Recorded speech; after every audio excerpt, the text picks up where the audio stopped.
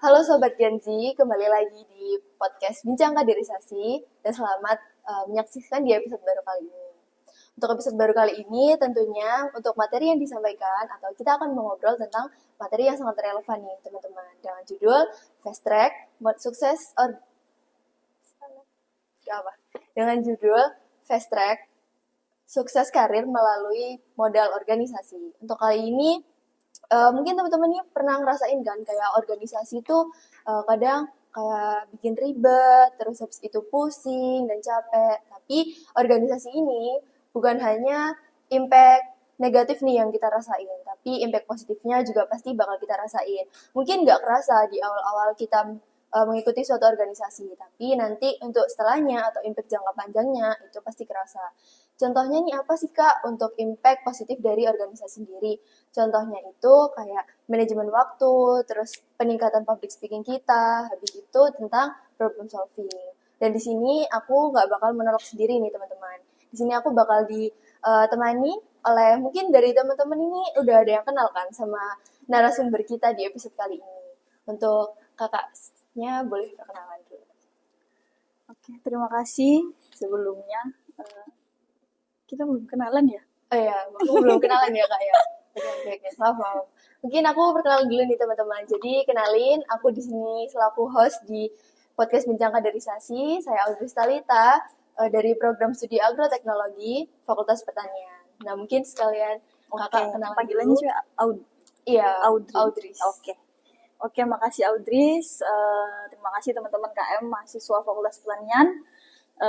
Bangga banget sih saya udah 2 tahun pasca perkuliahan, tapi saya masih diberikan kepercayaan nih untuk memberikan atau sharing terkait organisasi yang memang saya bisa sampai saat ini memang tidak luput dari saya lahir dari berbagai organisasi yang saya ikuti di Fakultas Pertanian.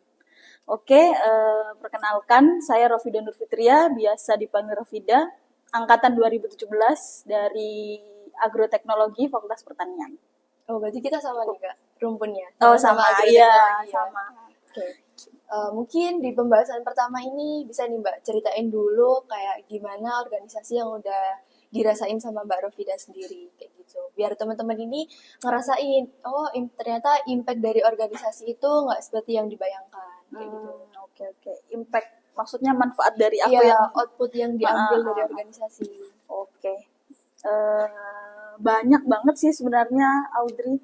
Jadi organisasi itu bagi saya ya dulu, karena saya berorganisasi itu sampai semester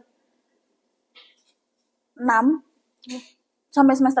karena dulu kan ada aturan 7 kalau 6 ya, lupa saya.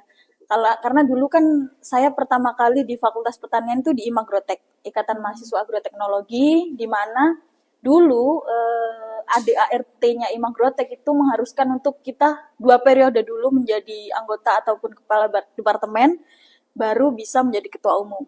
Otomatis saya dulu di Imagrotek aja itu 3 periode, sampai saya bisa jadi ketua umum itu. Jadi gimana ya kalau dirasain atau manfaatnya banyak banget, karena saya kan dari bawah, aku tuh dari bawah ya, dari staf pengabdian masyarakat, pengabdian Pengmas, terus jadi ketua organisasi, kepala departemen, kepala bidang, sampai jadi KIMA. Dari bawah, gimana ya kalau diceritain itu bener-bener memberikan aku banyak pelajaran. Pertama aku dituntut belajar kan di sana, dituntut belajar, bersosialisasi. Intinya gini, kalau aku bilangnya ibaratnya gini, aku pada saat 1-2 periode itu aku ditanam di Imagrotek. Ketika menjadi ketua umum aku tinggal tumbuhnya aja gitu. Ibaratnya gini, kalau dunia pertanian nih kita, apalagi aku agronomi ya, dari benih sampai bisa jadi tanaman itu aku ada di Imagrotek dulu gitu, sampai jadi ketua umum. Jadi banyak pelajaran yang bisa aku ambil sih, sampai diberikan kepercayaan untuk memimpin atau menjadi lead dari 60 staf Imagrotek gitu sih. Mungkin perjalanan Mbak Rafida ini panjang banget ya Mbak ya. Soalnya Panjang, kan 3 periode. iya, soalnya kan harus juga berpacu ke ADARTI Magrotek Ya, juga kan. betul. Nah, makanya panjang. Nah, mungkin dari pengalaman organisasi itu, terus Mbak Rafida juga bisa jadi ketua umum IMA. Nah, itu menurut Mbak Rafida sendiri, jiwa kepemimpinan itu perlu nggak sih Mbak? Perlu banget. Kita untuk mendapatkan super team, kita untuk bisa dapat super team, kita harus punya jiwa kepemimpinan. Karena apa? Tim yang hebat lahir dari leader yang hebat.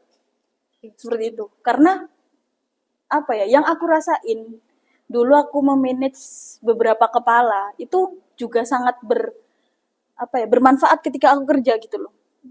Di perusahaan pertama memang aku masih di posisi yang dalam arti tidak tidak sebagai lead.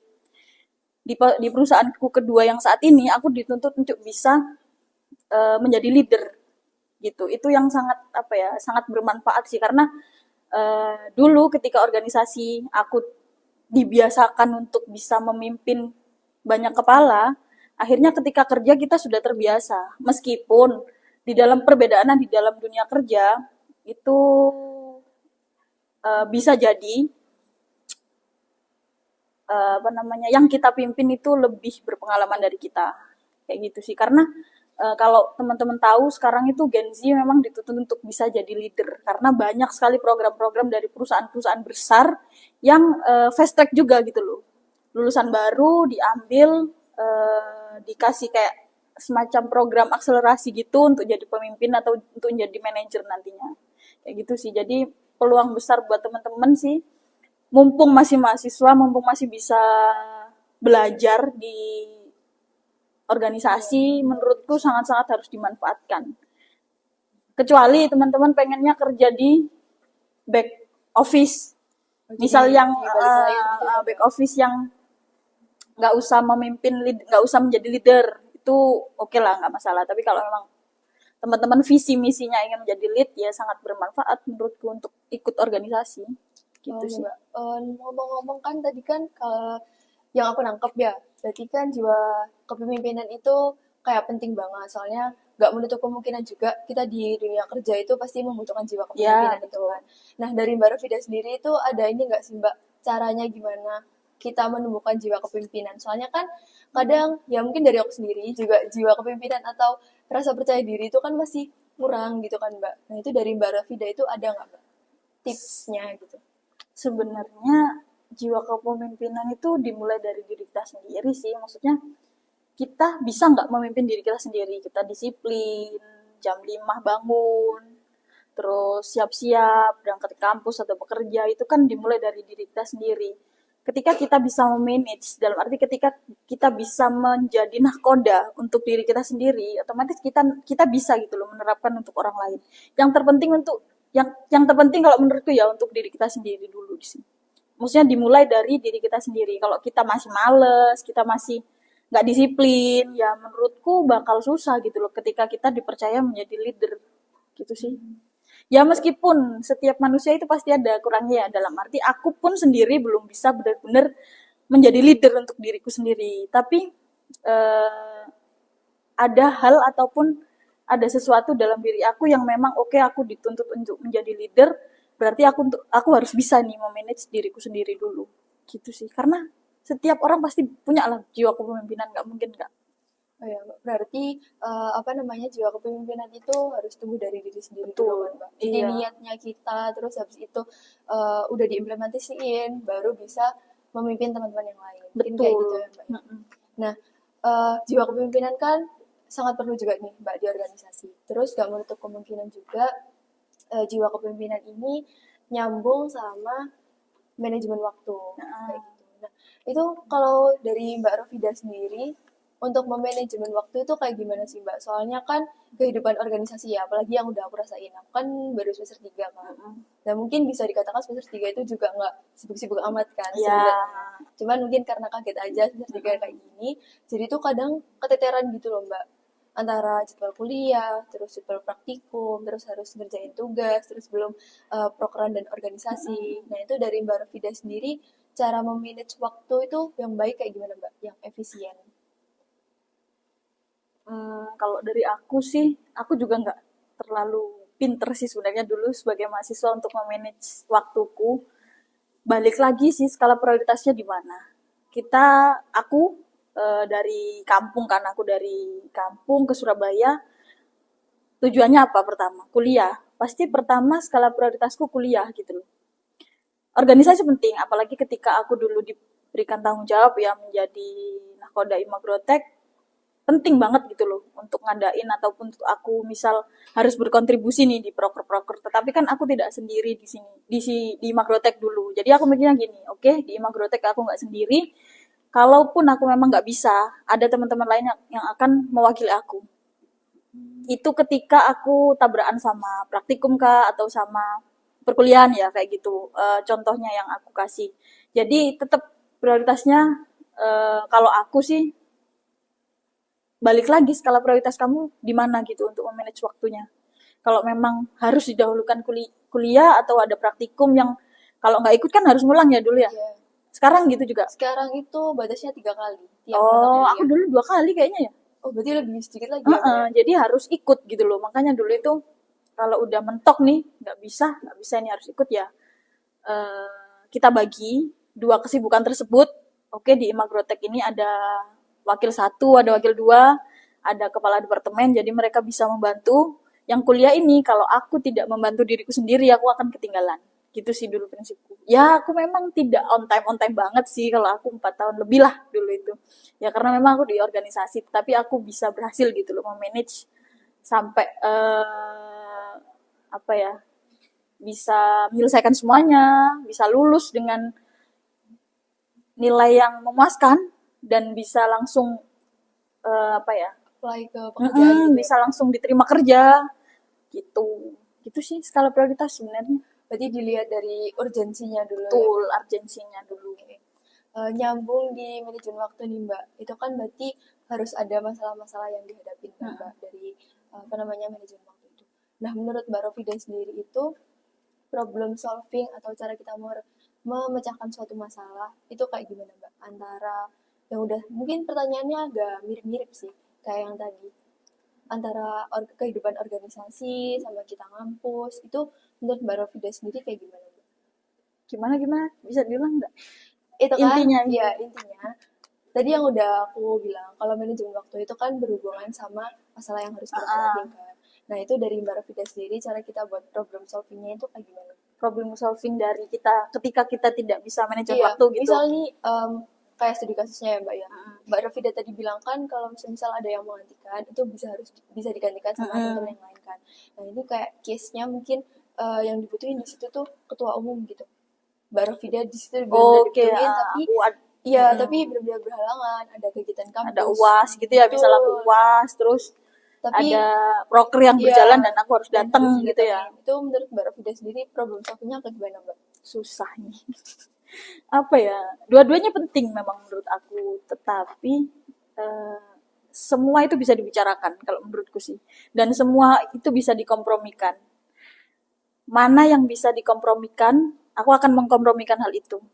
Kalau misal UAS, aku kan nggak bisa nih kompromi sama dosenku, Bu, tolonglah Bu, saya nggak usah ikut tapi saya dapat nilai A gitu kan nggak mungkin.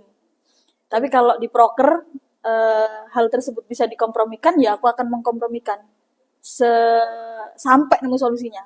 Itu sih kalau aku gitu sih mikirnya. Ketika kita dihadapkan pada dua masalah nih, dua problem atau dua hal yang menuntut kita untuk bisa ikut andil di dua hal tersebut, ya mana yang paling bisa dikompromikan gitu. Itu yang kita tinggalkan untuk sementara. Karena ada prioritas lain yang memang benar-benar ini tidak bisa kalau aku yang nggak datang gitu. Gitu sih kalau aku. Karena ya nggak sih menurut kamu gimana? Semua hal itu bisa dibicarakan kan? Betul sih Mbak, aku ya juga setuju sih. Soalnya kan niat awal kita di sini kan maksudnya niat awal kan juga bukan berorganisasi, tapi kan lebih ke kuliahnya. Iya betul. Dan pasti kan yang harus dikejar juga di prioritas awal betul. Itu kuliah. Gitu. Ya sangat disayangkan gitu loh ketika banyak dari mahasiswa Fakultas Pertanian yang nggak bisa menyelesaikan studinya hanya karena organisasi, itu sangat disayangkan banget. Gitu. Kayak gitu. Mungkin itu kan udah apa ya Mbak ya, udah kayak habit kan kadang di beberapa orang tentang organisasi, atau mungkin memang jiwa mereka itu terkadang maniak, maksudnya lebih suka berorganisasi Ya, daripada betul. kuliah kayak gitu. Nah mungkin untuk bahasan selanjutnya nih Mbak, organisasi itu kan gak lepas dari relasi kita kan Mbak. Nah, Pasti betul. kan kita berorganisasi juga tujuannya kan cari relasi yang Relasi. kuat, cari relasi yang banyak kayak gitu kan Mbak. Nah menurut Mbak Rofida sendiri ini gimana sih Mbak cara kita itu dapat relasi, terus habis itu memperkuat relasi sama memperbesar relasi yang udah kita punya kayak gitu melalui organisasi. Melalui organisasi ya. Ya. Banyak banget loh hal yang bisa kita dapat ketika kita di BEM atau di Imagrotek. Apalagi BEM sih menurutku, karena BEM itu kan skalanya luas ya. Apalagi fakultas ya. BEM itu kan fakultas, skalanya itu bisa sampai kampus-kampus lain, bahkan sampai nasional gitu loh. Jurusan juga bisa sih, tetapi menurutku yang paling mudah menjangkau itu BEM. Nah, sarana yang maksudnya itu yang harus bisa dimanfaatkan teman-teman dalam membangun relasi. Ketika teman-teman membuat program kerja atau membuat pertemuan-pertemuan, di situ kan otomatis teman-teman pasti mengundang orang-orang hebat gitu ya, apalagi kayak seminar gitu ya, mengundang DPRK atau mengundang pejabat-pejabat atau mengundang kepala dinas pertanian, kayak itu kan yang bisa dimanfaatkan ya di situ gitu loh. Ketika teman-teman mengundang orang-orang besar, jangan cuma kalian berperan sebagai panitia gitu loh, tapi kalian juga harus bisa mengambil peluang gimana caranya aku bisa kacap nih sama orang ini gitu. Karena dulu aku kayak gitu. Ketika aku misal aku di panitia yang tidak berkecimpung langsung dengan orang-orang tersebut, otomatis kan kadang ada batasan-batasan memang sih, kayak misal otomatis nggak mungkin kan si konsumsi ke pemateri gitu kan, nggak mungkin. Tetapi kan kita bisa nih, atau kita bisa meminta bantuan teman-teman kita yang memang dipercaya, terutama si acara untuk bisa ngobrol langsung gitu sama mereka, untuk pengen dong aku diajakin gitu, entah waktu ngobrol kah atau waktu diskusi kah, karena sayang banget gitu loh ketika kita dihadapkan sama orang-orang besar tapi kita tidak bisa Memanfaatkan gitu. memanfaatkan gitu sih. Aku dulu memanfaatkannya di situ sih, dan beruntungnya aku ketika ada acara-acara seperti itu aku selalu menjadi si acara gitu sih. Beruntungnya aku itu di situ. Kalau nggak acara ya MC, udah itu seminar nasional, diskusi. Kalau nggak si acara ya MC, kecuali pemaba ya. Pemaba itu kan nggak pernah aku jadi si acara, pokoknya di luar acara itu pasti aku si acara dan MC. Bahkan ketika pengabdian masyarakat pun ya aku diberikan dulu waktu masih menjadi staf, dipercayakan juga si acara. Otomatis aku kan bisa membangun relasi sama kepala desa, sama orang-orang desa yang punya kepentingan. Kayak gitu sih. Beruntungnya aku di situ dulu. Ya, dengan apa ya? Dengan gitu kan aku lebih mudah dulu memang. Kalau misal teman-teman di luar si yang berperan atau si yang penting dalam acara, ya menurutku tetap ini sih, minta bantuan sama teman-teman yang ikut, yang ini sih, yang nyemplung langsung sih, yang ya entah minta bantuan ke si acara kan, entah minta bantuan ke ketupelnya kan, supaya panitianya ini tahu semua gitu loh. Tahu gitu loh, semua panitianya tahu bahwa oh ini loh pembicara kita yang orang besar gitu, entah kepala dinas atau apa gitu. Gitu sih. Atau manajer perusahaan misal. Berarti harus pintar-pintaran dari diri kita masing-masing Iya, gitu. Kayak apa namanya? Kadang kan orang juga kayak oh ya udah cuma pembicara aja iya. kayak gitu kan. Mm-mm. Tapi kalau semisal kita oh ini pembicaranya kayak bagus, atau oh aku harus kenal pembicara ini biar mungkin nanti setelah lulus terus kita itu bisa kayak Iya, betul. apa kontak-kontak tentang apply kerjaan atau kayak gimana gitu Iya, ya. iya. Karena penting banget sih menurutku, karena ini kalau aku boleh cerita ya, aku di perusahaan pertama aku nggak pernah nge-play pekerjaan, enggak. Oh, berarti langsung Iya, otomatis gitu. pada saat itu aku lulus dimintain tolong jadi MC acara job fair Oh, Jepang. di Giriloka. Jadi MC kan, buka acara gitu. turun ke booth-booth perusahaan nih, karena aku kan job seeker juga pada saat itu. Langsung ditawarin, kamu udah lulus? Udah Pak, itu direkturnya langsung itu dulu. Bisa mulai kerja kapan? Serius nih Pak, aku bilang. Serius ini gitu. Bisa kapanpun Pak, tak bilang gitu kan. Akhirnya pada saat itu aku mendapatkan pekerjaan pertama aku itu di situ. Oh, berarti Cuma itu pas gara-gara aku jadi MC. MC. Iya. Berarti langsung pas waktu baru video nge-MC Mm-mm. yang gara-gara apa namanya? Turun di booth-booth itu ya, Iya, Mbak ya. cuma gara-gara itu. Apa ya, hal-hal yang kadang nggak kita bayangin itu malah jadi ladang rezekinya kita gitu loh. Gitu sih. Oke nih Mbak, dari organisasi itu tadi kan bisa disimpulkan kalau kita itu bisa dapat relasi, terus habis itu manajemen waktu, terus problem solving, kayak gitu kan Mbak. Nah menurut Mbak Rafida sendiri itu kita nih caranya untuk memanfaatkan organisasi itu yang baik kayak gimana Mbak?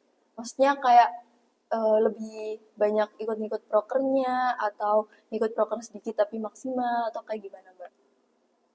Apa yang bisa dimanfaatkan dari Iya, dari organisasi, organisasi. ambil positifnya dulu. Karena aku yakin semua organisasi itu pasti punya sisi negatif. Ambil positifnya dulu, tapi singkirkan hal-hal negatif gitu. Dalam arti jangan dilihat. Kalau misal ada yang memberikan cap negatif bahwa BEM ini terlalu banyak proker, akhirnya menyita waktunya teman-teman gitu, jangan diambil itunya. Karena ya konsekuensi itu nggak bisa disalahkan. Konsekuensi dan apa ya, sudah jadi konsekuensinya teman-teman ketika memilih ikut organisasi. Karena waktunya pasti akan tersita. Kayak gitu. Jadi kalau misal apa yang diambil atau manfaat apa yang bisa kita pelajari gitu ya, atau hal positif gitu ya, jangan, kalau ini sepengalamanku aja gitu ya, Iya, iya sepengalamanku Mbak. jangan terlalu ini sih, kayak ikut ini tapi nggak akhirnya teman-teman nggak maksimal dan nggak menentukan poinnya. Lebih baik teman-teman ngikutin beberapa program, teman-teman menjadi ahli di program-program tersebut daripada teman-teman ikut berbagai program tetapi teman-teman tidak selalu bisa tuntas gitu loh di situ. Contohnya gini, aku dulu itu gitu ikut panitia ini. Akhirnya aku tuh dulu dikeluarin di 2 proker gara-gara terlalu banyak ikut proker. Yang dipegang. Aku dikeluarin di ACC, aku dikeluarin. ACC pertama sama apa ya? ACC sama diskusi. Diskusinya Imam Grotek dulu itu economic farming gitulah pokoknya. Aku dikeluarin jadi panitia, tapi aku akhirnya dimintai tolong sama mereka jadi MC. Yang buka acara ACC itu aku, yang buka acara economic farming itu juga aku. Tapi aku dikeluarkan dari panitianya. Karena aku nggak pernah datang, nggak pernah ikut rapat, saking banyaknya proker yang aku ikutin gitu loh. Akhirnya di situ kan aku jadi kayak, ini anak nggak punya pendirian gitu loh. Sebenarnya kamu itu pengen belajar di bidang apa sih kalau di program gitu loh. Karena bisa di make sure-kan ke pekerjaan nantinya ketika kita sekarang bisa fokus nih. Misal kamu Audrey nih di 3 program kerja, semuanya kamu menjadi si acara. Si acara itu kan konseptor. Iya kan? Si acara itu kan konseptor. Ketika kamu ahli di 3 program kerja tersebut, ketika kamu nanti di dunia kerja, kamu dimintai tolong menjadi ataupun mengkonsep sebuah acara, kamu akan terbiasa, kamu akan ahli di situ. Tetapi kalau kamu di 5 program kerja nih, misal kamu ikut 5 program kerja, kamu ikut si konsumsi, perlengkapan, menurutku kamu nggak bakal bisa maksimal di situ. Kamu hanya tahu cara kerjanya, tapi kamu nggak bisa punya pengalaman gitu di situ. Gitu sih kalau menurutku. Jadi ambil satu dan jadi ahlinya. Gitu sih. Oh berarti lebih baik ambil misalkan bareng video kan ambil acara, jadi ambil acara terus daripada kayak gonta-ganti divisi tapi itu kita cuma tahu kulitnya aja Iya, nggak tahu dalam-dalamnya tuh yang benar kayak gimana. Dulu salah satu dosen agronomi pernah bilang ambil satu resiko dan menjadi ahlinya atau kamu tidak akan menjadi apa-apa. Gitu sih. Resikonya ketika Audrey cuma jadi si acara, kamu nggak punya pengalaman nih jadi si konsumsi. gitu Iya, kan. betul. Tapi dampak baiknya kamu menjadi ahli di situ. Ambil resikonya atau kamu tidak akan jadi apa-apa. Gitu sih menurutku. Setuju sih, Mbak. Setuju, setuju. Ya mungkin yang disampaikan Mbak Rufida tadi itu bisa ini ya, bisa berguna buat aku juga. Soalnya dari aku pribadi juga mungkin baru kepikiran sekarang sih, gara-gara Mbak Rufida bilang itu lebih baik ambil satu divisi terus dipelajari lebih mantap, dipelajarin sampai dalam-dalamnya daripada kayak pengen coba divisi ini tapi kita nggak tahu nih yang bener tuh eh, dalamnya tuh kayak Iya, gimana, kayak gitu ya Mbak ya. itu sependapat aku aja sih. Gitu. Kalau mungkin ada yang punya pendapat lain kan kita nggak pernah tahu Iya. gitu loh. Gitu sih. Ya, mungkin di bahasan selanjutnya nih Mbak, organisasi sama dunia kerja itu kan menurut saya pribadi ya itu kan kayak berkaitan tuh Mbak. Karena apa? Karena organisasi ini kan sebagai tempat kita belajar kan Mbak nantinya kayak gitu.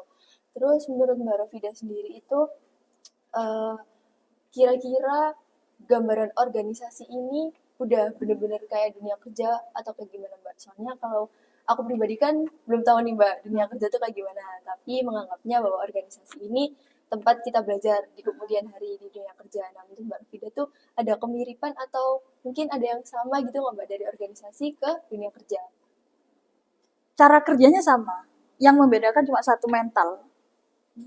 Karena kalau di Imagrotek atau di BEM, kita paling sudah disediakan semuanya gitu loh. Disediakan fasilitas untuk membuat program kerja. Kalau dulu aku, nggak tahu sekarang ya, nanti kamu bisa sharing mungkin.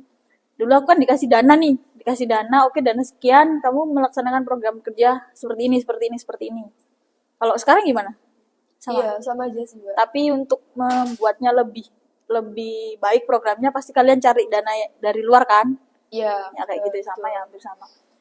Kenapa aku bilang mental yang harus disiapkan karena kita bertarungnya dalam membuat atau dalam mensukseskan program kerja tersebut nggak cuma kita pengen lebih baik daripada yang lain, tapi kita pengen lebih baik untuk diri kita sendiri.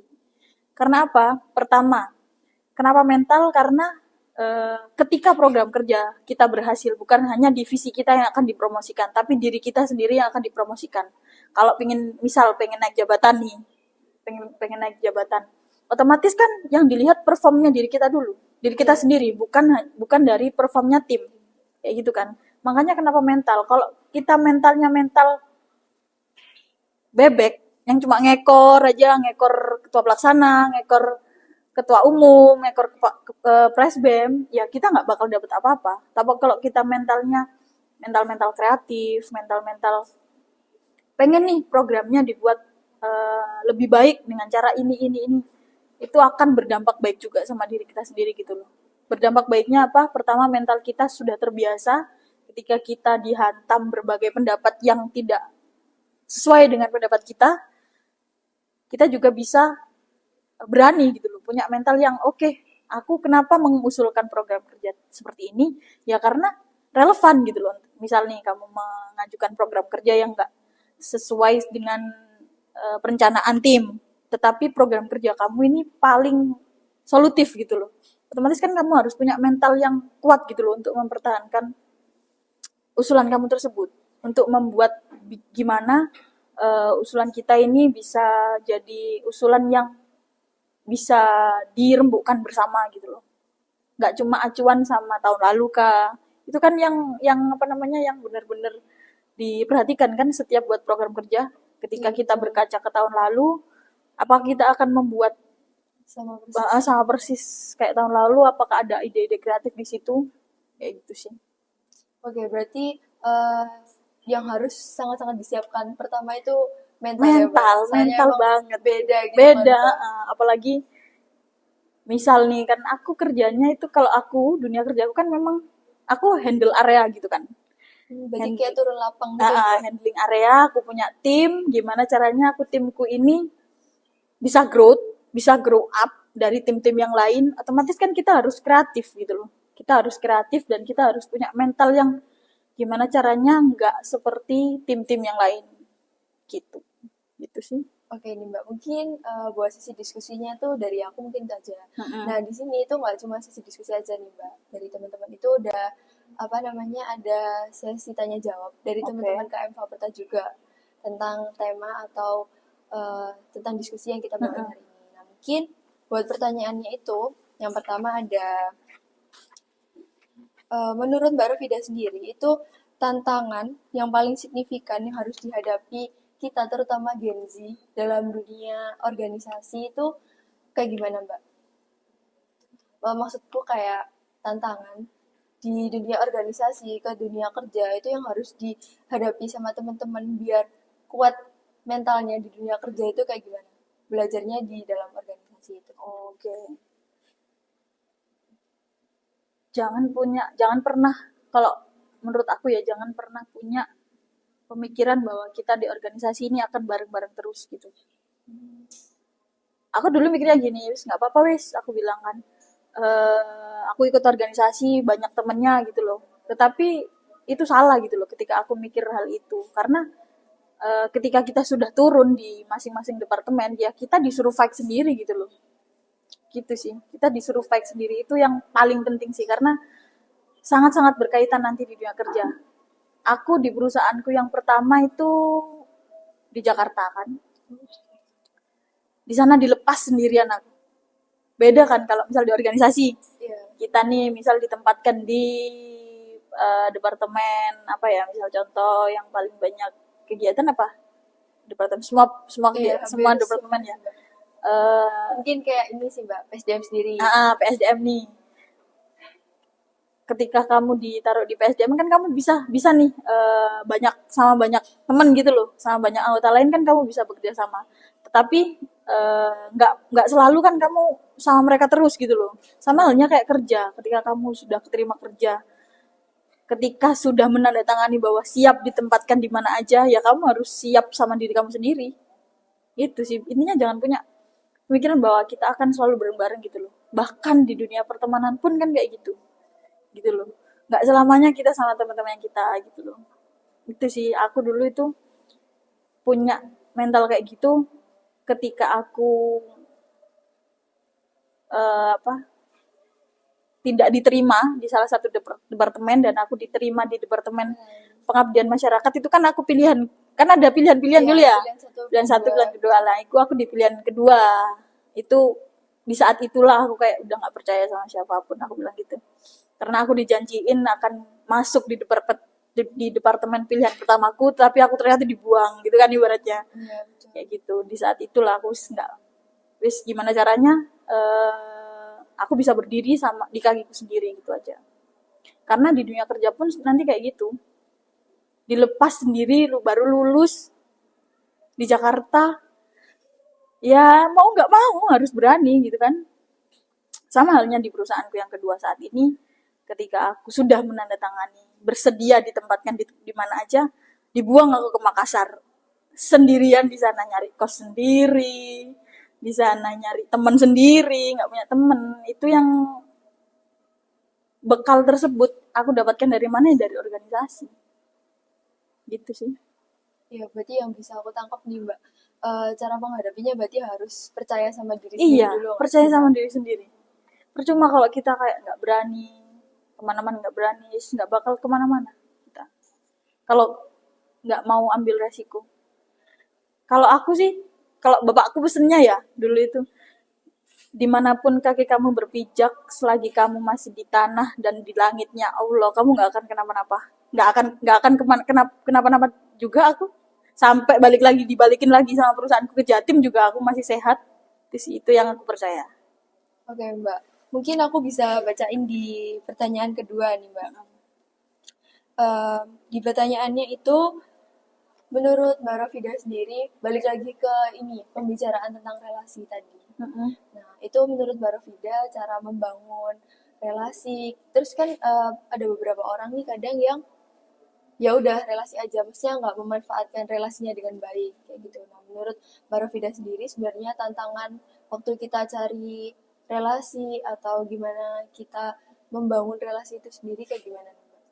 Soalnya kan kadang misal aku udah kenal Mbak Rafida nih, Nah, tapi kan masih ada batasan-batasannya atau tantangan-tantangannya dalam menjalin relasi. Nah, itu menurut Mbak Rafida cara menanganinya kayak gimana? Sebenarnya semua hal itu bisa kita laluin kalau kita percaya diri sih, confident. Itu sih kuncinya. Kalau misalnya nanti kita percaya diri nih, kita percaya bahwa kita bisa membangun relasi, ya pertama kita harus percaya diri dulu kalau aku menurutku. Salah itu pasti. Maksudnya kita tidak bisa menghindarkan kesalahan, apalagi awal-awal. Tetapi kan itu bisa dipelajari gitu loh. Dan apakah ketika kita salah kita tidak akan bisa dimaafkan, kan enggak. Jadi awal-awal ketika kita mau membangun relasi, pertama percaya diri dulu. Entah aku salah, entah aku benar.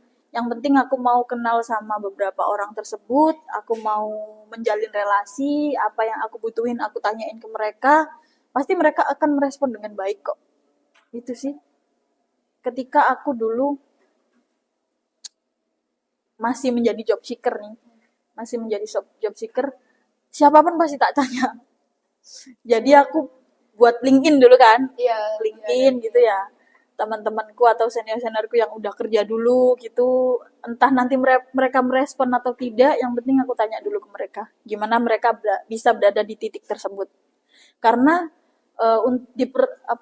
untuk dapat pengalaman kita tidak selalu perlu terjun langsung gitu loh. Kita bisa kok belajar dari pengalaman-pengalaman orang tersebut. Gitu sih. Jadi aku dulu gimana cara bangun relasi sampai bisa menjalin atau punya kenalan banyak gitu ya, apalagi di dunia kerja ya, kita harus berani tanya dulu dan percaya diri. Gitu aja sih. Nggak usah malu lah. Kadang kan ada yang malu ya, malu lah. Iya. Malu Mereka untuk udah memulai gitu ya, Mbak. nggak usah malu lah kalau menurut gitu, karena kita pasti butuh gitu loh, nggak bisa kita hidup sendirian gitu sih. Nah, mungkin buat sesi diskusi kita maupun pertanyaan dari teman-teman KMH Berta ini udah bisa aku cukupkan nih, Mbak. Nah, kita sebelum mengakhiri podcast kali ini, kira-kira dari Mbak Rafida sendiri ada kesan-pesan nggak, Mbak, buat teman-teman? Soalnya kan udah dari yang Mbak Rafida jelasin tadi bahwa organisasi itu nggak hanya yang bisa kita dapat itu negatifnya aja, tapi banyak hal-hal positifnya yang bisa kita dapat. Betul. Kayak gitu. Oke, Audrey, kalau dari aku sih sebenarnya buat teman-teman, terkhusus perempuan sih ya, karena aku sebagai perempuan ya, jangan pernah nggak berani untuk ngambil resiko, apalagi di dunia atau kita hidup di Indonesia gitu loh, dimana peran kita itu kalau dibandingkan persentase kan masih 70-30 gitu loh. Peran perempuan di pemerintahan yang masih tidak seimbang lah dengan peran laki-laki yang diberikan gitu loh. Kita cuma diberikan peran 30% untuk bisa berkontribusi memajukan atau membuat negara Indonesia kita ini maju. Jadi buat teman-teman semua KM sih sebenarnya, terkhusus perempuan karena saya perempuan, jangan pernah takut ambil resiko, jangan pernah tidak percaya diri sama diri kita sendiri, jangan pernah merasa kecil, berkecil hati lah, aku tidak sempurna, aku tidak bisa ini, aku tidak bisa ini. Karena kan perempuan banyak tuh insecure-nya. Ya aku sendiri masih sampai saat ini pun masih gitu loh, masih merasakan insecure. Yang terpenting itu jangan pernah takut ambil resiko, karena kita hidup di dunia ini tuh banyak hal yang harus kita explore, teman-teman. Karena kita nggak bisa cuma memanfaatkan hal-hal itu saja gitu loh untuk membuat diri kita berkembang. Dan untuk pesan, sebenarnya ini pesannya mengarah ke teman-teman perempuan sih. Boleh nggak? Boleh, boleh. Ini prinsipku dari dulu sampai saat ini yang tak pegang. Karena kita perempuan, tidak cantik tidak apa-apa, asal tidak miskin cara berpikir dan beretika. Itu sih. Jadi untuk perempuan teman-teman semuanya sih, nggak cantik nggak ganteng itu nggak apa-apa teman-teman, asal nggak miskin cara berpikir dan beretika, karena itu yang paling penting banget buat kita sebagai insan manusia. Gitu sih. Oke, mungkin buat teman-teman sekalian atau penonton dan audiens, untuk podcast Bincang Kaderisasi di episode kali ini yang bisa saya simpulkan yaitu bahwa organisasi bukan hanya berimpact negatif nih teman-teman bagi kita, tapi ada impact positif yang banyak yang bisa kita ambil. Contohnya kayak manajemen waktu, problem solving, habis itu relasi, dan menumbuhkan jiwa kepemimpinan. Dan benar juga yang apa disampaikan sama Mbak Rafida tadi di kesan-kesan bahwa khususnya kita sebagai perempuan itu jangan kayak berpacu ke patriarki atau membatasi diri kita sendiri untuk lebih berproses untuk diri kita sendiri. Karena apa? Karena di dunia kerja maupun nanti setelah kita lulus itu banyak sekali gambaran hidup yang harus kita jalani. Mungkin kayak gitu ya Mbak. Iya. Mungkin di episode kali ini bisa aku cukupkan. Sekali lagi terima kasih untuk Mbak Rafida karena sudah menyempatkan waktunya menjadi narasumber di podcast Bincang Kaderisasi kali ini.